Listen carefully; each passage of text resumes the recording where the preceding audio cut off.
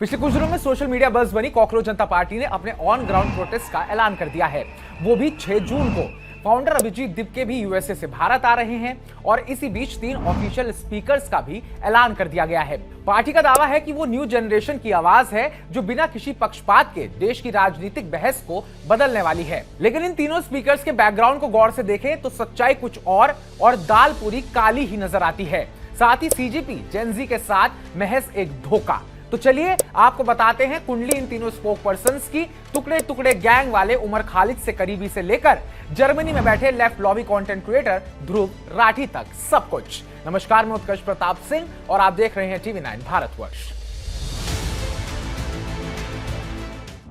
CJP वो नाम जिसने पिछले 1 महीने में देश में चर्चा का बाजार गर्म कर दिया। एक तरफ कुछ लोग इसे क्रांति की नजर से देख रहे हैं और उम्मीद कर रहे हैं कि ये सिस्टम को बदलने के लिए एक न्यूट्रल वॉइस बनेगी, तो वहीं सीजेपी तो पहले ही एक पर्टिकुलर माइंडसेट और विचारधारा पर चल रही है और इसका साफ पता चलता है सीजेपी के 4 मेन फेसिस से। सबसे पहले बात करते हैं सीजेपी के 3 नए स्पीकर्स की, जिसमें पहला नंबर आता है सौरभ दास का। पार्टी ने सौरभ दास को मेन स्पोक पर्सन बनाया है। वो खुद को इन्वेस्टिगेटिव जर्नलिस्ट बताते हैं।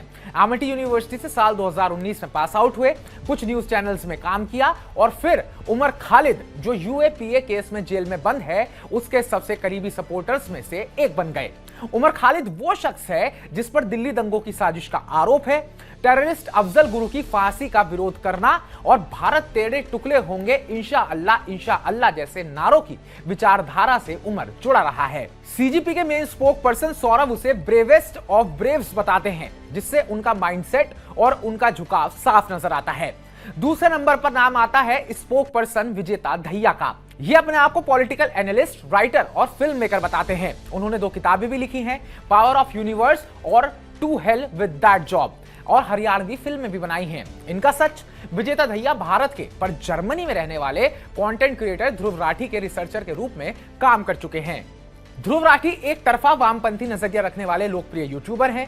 इसके अलावा वो आम आदमी पार्टी के सोशल मीडिया मैनेजमेंट से भी जुड़े रहे हैं। एक न्यूट्रल पार्टी के लिए ये बैकग्राउंड काफी इंटरेस्टिंग है।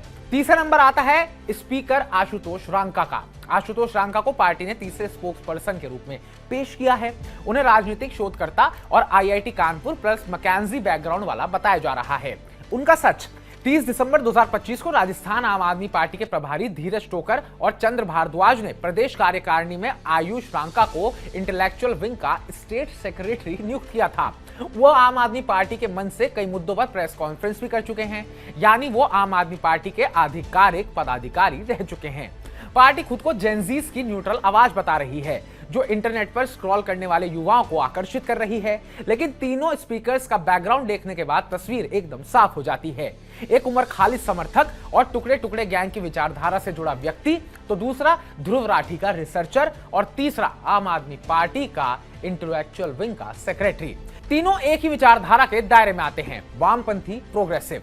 भले ही पार्टी का नाम कॉकरोच जनता पार्टी रखकर मजाकिया और एंटी एस्टेब्लिशमेंट इमेज दिखाने की कोशिश की गई हो, लेकिन स्पीकर्स के सिलेक्शन से साफ हो गया है कि ये न्यूट्रल नहीं है बल्कि एक तरफा है।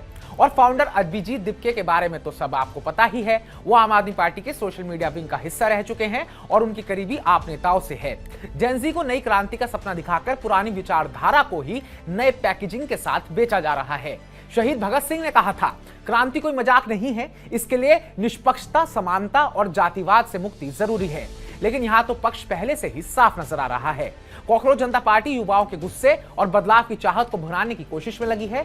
सोशल मीडिया सेंसेशन बनना आसान है, लेकिन जब बैकग्राउंड सामने आता है तो न्यूट्रल का दावा खुद ब खुद फेल हो जाता है। युवा साथियों, स्क्रोलिंग से पहले थोड़ा चेक कर ले कौन किस विचारधारा का है, क्या उसका बैकग्राउंड है, क्योंकि फ्यूचर लिखने का दावा करने वाले अगर पुरानी दुकान के पुराने खिलाड़ी हों तो सावधानी बरतनी जरूरी है। देखते हैं 6 जून को अब क्या होगा।